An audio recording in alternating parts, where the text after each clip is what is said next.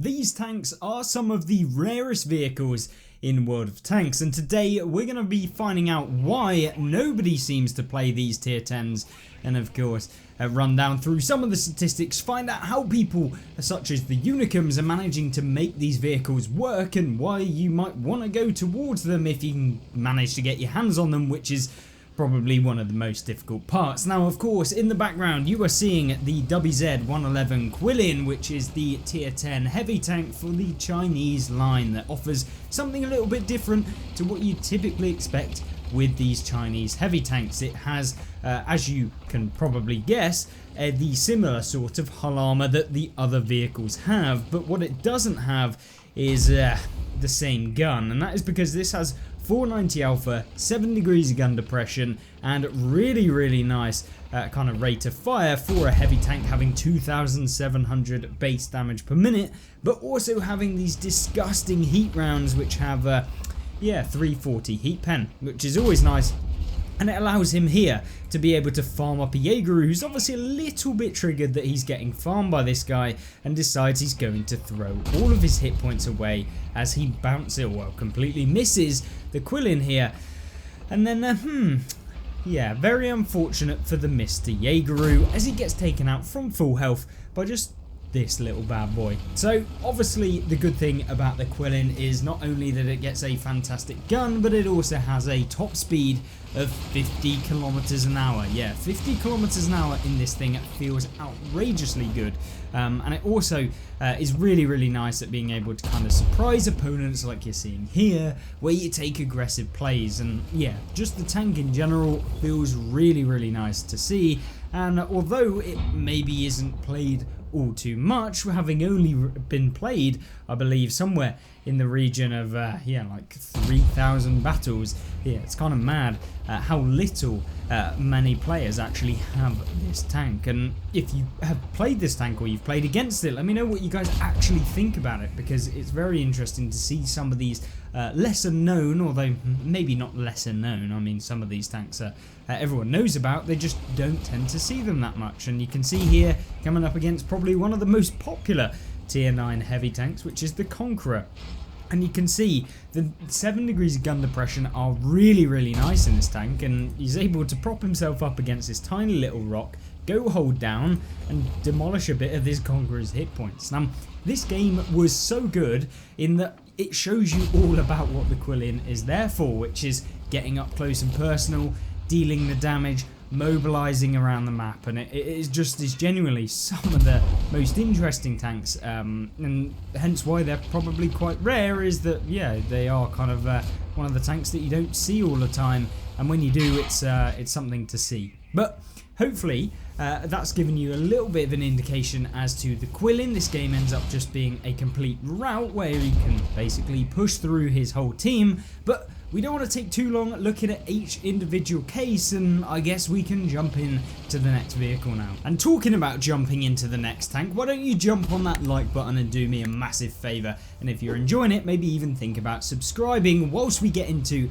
this next game, which is of course played in one of the Soviet vehicles that is probably a hell of a lot less known than some of the common ones, which is the T22 Medium. And although it is classified as a medium tank, it also has very nice armor, and in fact can work really well, and that's because the turret armor of this vehicle is very solid. It does have 2 cupolas which can be penned. The cheeks just to the left and right can be penned, but it is kind of a difficult shot to hit, so you can't really rely on being penned there. And of course that allows you to be a bit of a nuisance to opponents, even things like the Super Conqueror. And so this tank works really well as an aggressive tank that, although the gun is a little bit lackluster, it has good gun handling, or to a degree, 0.36 accuracy, it's got 320 alpha damage, it has 264 penetration, which is, bog standard for a medium, I guess, at tier 10. It does have the ability to go 55 kilometers an hour, so you can use the mobility. It feels kind of nice when you're looking at this thing, and a reload is 7.19 seconds, meaning that although you have this fairly nice gun statistics, the damage per minute of this tank is not the greatest. You have somewhere in the region of 2,670 when you're using the tank as its base value, obviously depending on bond equipment, whether you're using standard equipment, whether you're even using a gun rammer in this vehicle. It really depends on what that's going to do to your damage per minute. But overall, this tank works really well in this aggressive location, and when you can just start farming some of the other heavies and of course mediums, catching them out, using your alpha damage and just trading really well, making sure to keep that hull armor nicely away from any of the tanks that you're facing. And of course you do have the typical pike nose. The lower plate is very small, which means that it is somewhat difficult to hit. It has that kind of diamond shaped hole, which makes it more interesting than some of the other vehicles, and that is really what this tank is all about. It's all about being aggressive, kind of getting into nice locations to try and deal with some of those heavies and the mediums, brawling it out, and working as kind of just an all-out assault vehicle that I feel like can't be captured with some of these Soviet mediums. It's very rare that you find yourself playing as a T22 Medium and really being outshined by some of the other medium tanks. Things like the 430U, they have the armor as well, but maybe they have the addition of the alpha damage, but this one is relying on just being aggressive to be able to get that damage as opposed to just having that pure alpha. Now here you're seeing the weak point of the Conqueror here, which is of course the gun mantler, the turret ring, and if you can hit the cupola, and that's really being this guy's weakness, I guess, in this game. So skipping ahead just a little bit, we're able to get into the center in the T22 Medium and be able to push near the hill, managing to get free shots into the side of a lot of the vehicles, using the mobility to move around. And for sure, this is probably one of my more favoured ones out of a lot of them, because it's not necessarily super overpowered, it's not necessarily super underpowered, and in fact, it's probably in that kind of mid-range where, yes, it's very strong in certain situations, but it can be difficult to play in some other ones. And it really relies upon your experience of the game, and hence why it's probably not the highest win rate out of all of these tanks that we're showcasing today. Yeah, it just has that nice playstyle that I think is a lot of people just don't realise, and yeah, especially when you can find yourself a lovely Waffle who's sat in the open. Now, swapping to HE would be a good idea here, but he doesn't decide to go for it, and there you go, just some free damage into the Waffenträger here, because he never knows, he might have to shoot the Till Jaeger or someone else. And yeah, just a really, really interesting tank.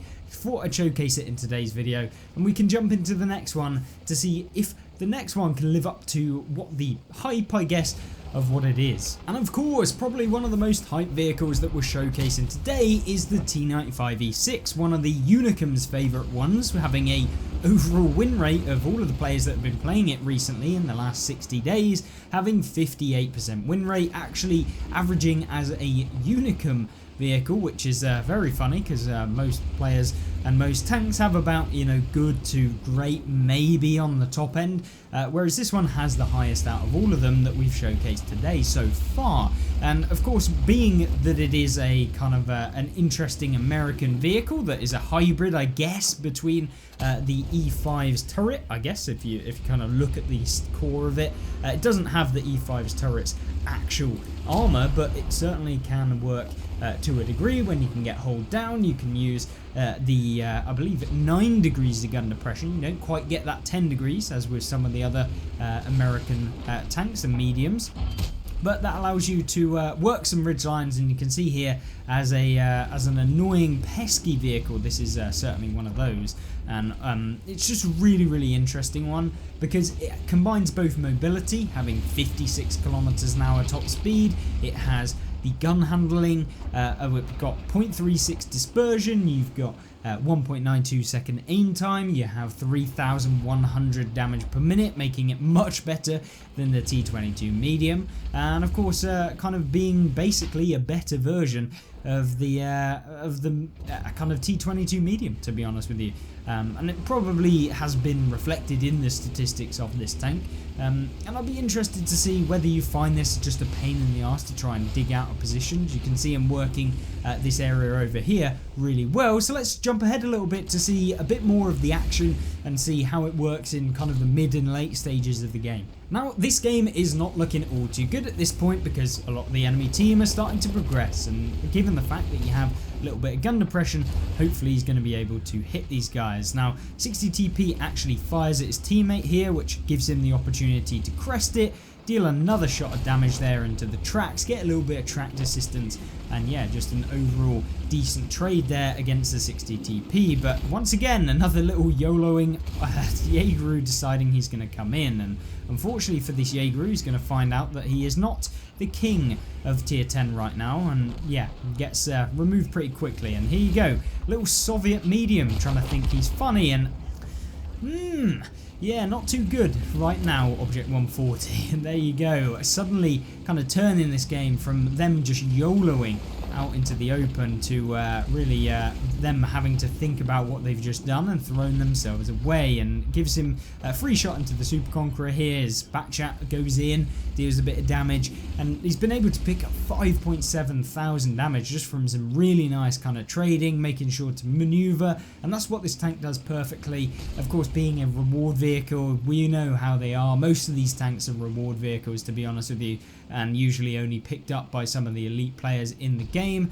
And of course, given that that is the case, he's now able to capitalize on the enemy team's mistakes, knowing exactly what they're likely to be doing. And the Jaeger has already fired at one of his teammates, not able to get another reload off, as the reload of this tank is in the region of about 7 seconds roughly, dependent on, once again, what setup you end up going with. But overall, this tank working really, really well as kind of an aggressive, kind of maneuverable medium tank that works on kind of relying on both the combination of damage as well as being able to spot for your team, and also being able to kind of reposition to get into spots to surprise opponents. And that is what this tank is all about, and why probably a lot of unicums really enjoy playing in this vehicle.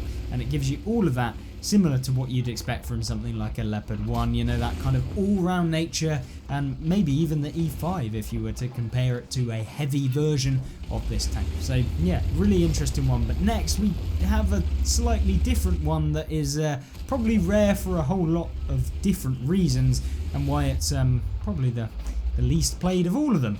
And so the final tank that we do have today is, of course, probably one of the weirdest vehicles, the 116 F3, which is a very, very strange vehicle that has a 3-shot autoloader with the capability of dealing over 1500 damage in just 3 shells. But you might be thinking, 1500 damage in 3 shells, that sounds really, really good. It is, but it does have a 5-second intricate reload, which means just to deal that 1500 damage, it takes 10 seconds, which is not particularly very good when you're trying to make use of this tank in clutch situations. You're having to wait a long time. You can often not retrack opponents in that time. They get a lot of time to actually maneuver. This tank doesn't particularly have too great of the armor as well, because it is it's Chinese after all, and basically armor on these tanks means ammo rack. But the 116 F3, it's certainly one of the vehicles that I feel like people will probably have a love-hate relationship, in that sometimes it works. This game, it did work. Previous games probably didn't work all so well, and it is just a bit of a pain. But when you can get this gun working, it can be brutal for opponents to be able to try and deal with, because although it does have a 38-second reload, which that's quite long, and only 1973 base damage per minute, so of course that can go up to probably in the region of about, you know, 2100 maybe, depending on how you're kitting out this tank. But of course, being an autoloader, you can't take advanced or you can't take your or decrease the loading time, other than if you were to take ventilation, and it really is just a bit of a pain to get to work. And You can see here up against an IS-7, not particularly the easiest shot, and this is what you'll find is that opponents will just pull back before you're able to fully aim, because your aim time kind of sucks. 2.8 seconds roughly when you're using this tank. It has just not very good dispersion, 0.4, which makes it a little bit of a pain with that aim time. Combining that together, it isn't particularly the fastest of tanks, 35 kilometers an hour top speed, and although maybe the turret can work, if you are relying on it, sometimes you will just get penned. And it does have cupolas that can be penned. They're very small, so it is a bit of a pain, but it does have kind of the armor model that you'd expect, whereby heat rounds will go through this thing, but it does require super high penetration heat rounds. So I mean, there's that, but as soon as they get any whiff of the kind of main hull armor of this vehicle, you get penned, and it's just a bit of a pain in the arse. So let's jump forward again to see a bit more action, because yeah, with the 38-second reload, it can be a little bit boring to see. I guess one of the saving graces though for this vehicle is that it does get 8 degrees of gun depression, which is okay. The penetration on the premium rounds, we have 325. They are APCR, so not heat rounds, which can be a little bit annoying. The standard rounds are AP, which is not amazing. 266 pen is fine, but they are relatively slow. Even the kind of APCR rounds can be a bit of a pain in the arse to work when you're trying to fight people at super long ranges. I mean, it's even difficult to hit people at super long ranges with the dispersion and accuracy, and of course aim time that this tank has, and it just is a little bit of a pain in general to play it, which is why it's probably one of the least favoured reward vehicles that you can actually pick up in World of Tanks right now. And if you've played this thing, you probably know what I'm on about, and if you haven't, hopefully at least this is going to showcase that it's taken a ton of time just to pick up 4.6k damage, and that has been firing almost every time you find someone, and it is just a long haul vehicle. You have to have those kind of lengthy games to make this tank work, because if you don't, opponents will just ruffle stomp you. They know you have a super long reload, or at least now you do if you haven't seen this thing, which is not surprising considering it's only been played less than 2,000 games in the last 60 days. And really you have to play this thing very preemptively, making sure you move as soon as you need to. Otherwise you'll just get stuck in position, you won't be able to reload, you'll have no cover when you are reloading, and so you just get pushed. And that is what makes this tank just a pain. And although this game ends up being pretty well, with him being able to farm up some of the vehicles in the game, yeah, you kind of have to get a little bit lucky with how the matchup goes, and that people don't just push you super hard.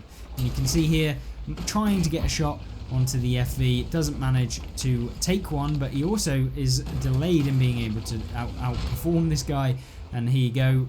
Can he manage to get one? No, he can't. And there you go, another 38-second reload. And yeah, that's why this tank has a sub 50% win rate, I believe, after the last 60 days, and why people probably despair looking at playing this vehicle when they do have it. But let me know your thoughts on all of the vehicles, and if you want me to do videos like this for all of the tiers, then let me know in the comment section down below. If you have any questions, make sure to ask them, and of course, hopefully you'll join me back in some videos coming soon. Like the video if you did, and don't like it if you didn't. And I'll see you in the next one. Goodbye.